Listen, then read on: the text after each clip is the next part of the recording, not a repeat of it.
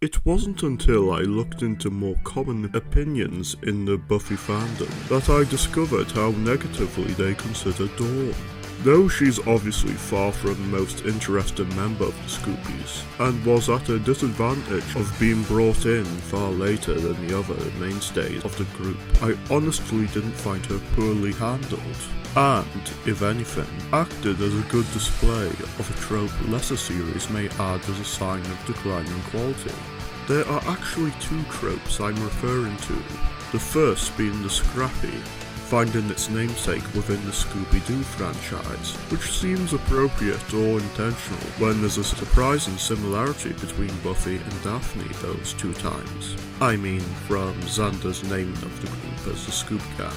For those not familiar with the trope, it's that of a character hated by a majority of the fanbase for either subjective, emotional matters entirely separate from the writing quality behind them, or more grounded in how poorly they're handled in the narrative, being named after Scrappy-Doo, who was suddenly inserted into the franchise as a diminutive character who detracted from any scene he was in, at least until the live-action film handled him well in acknowledgement of his poor reception. It can overlap with the Cousin Oliver trope, of an inexplicably added younger character as a representation of the audience's younger demographic and a popularity stunt. It's when looking at this broad description that one could consider Dawn to fall into it. But it's when keeping an eye on the details that how she goes against it becomes apparent. Whereas a typical Scrappy is haphazardly inserted into a story with no build-up, Dawn's insertion into the narrative was given subtle build-up and foreshadowing in prior seasons. Miles to go. Little Miss Muffet counting down from 7th grade. I know you.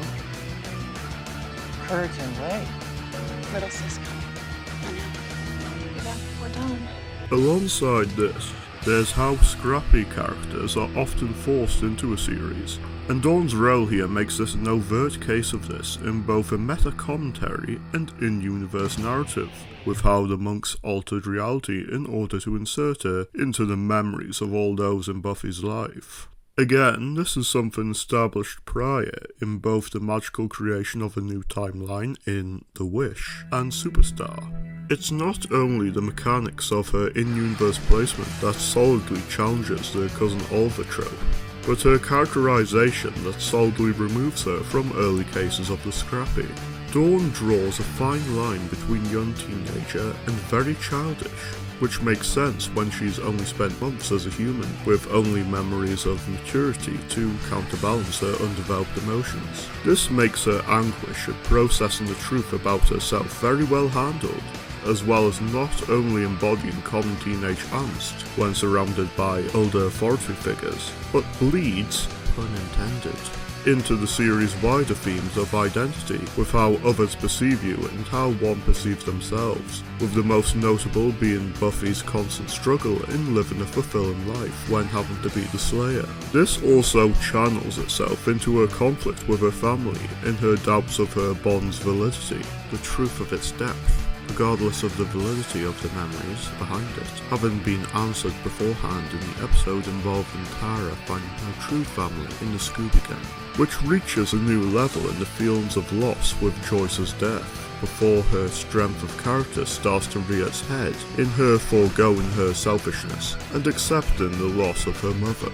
It's also important to examine her use to the group at first. Her incapability to defend herself makes her a damsel in distress often, but it's worth noting how this could also be applied to Xander in the earlier seasons, which seems intentional with the bonds they would form, both as the series goes on and in the comic continuation.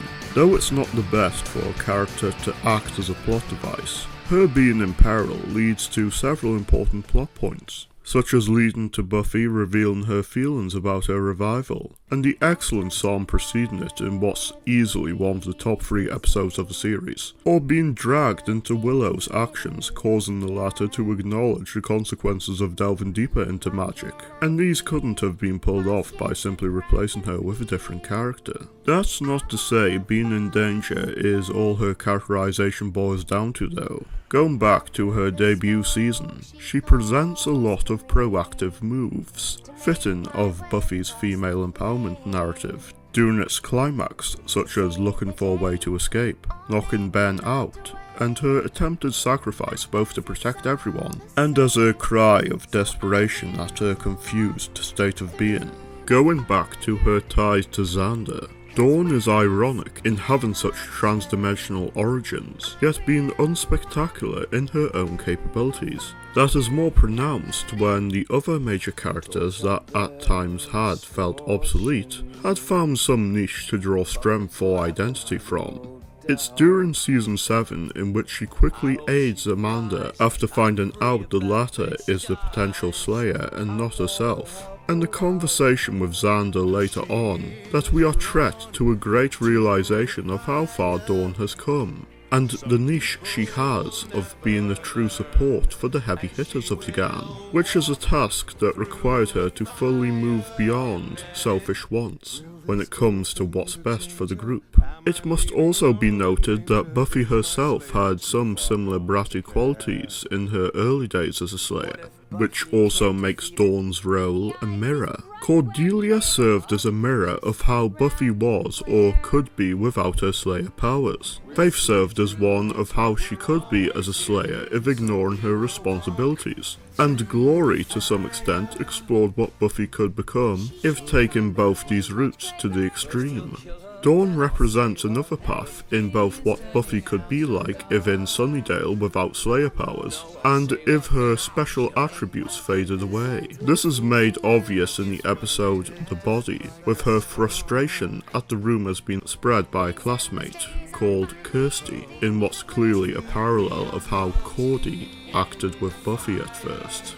In the end though, despite having gone from the most important being in the universe to completely average, Dawn shines through in maturely embracing this over time, with her going from a subversion of tropes to a well-realised character. With that, if liking this analysis, it's worth checking out similar points of self-reflection within this analysis on Xander. It would also be appreciated if you give this a like and subscribe if wishing to see more Buffy content in the future.